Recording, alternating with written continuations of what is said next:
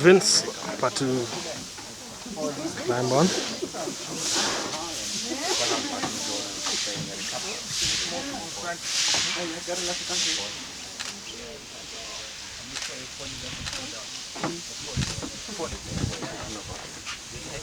It's gonna fall.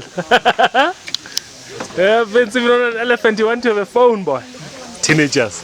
Cross your fingers around his knee. Around his waist. There we go. Next.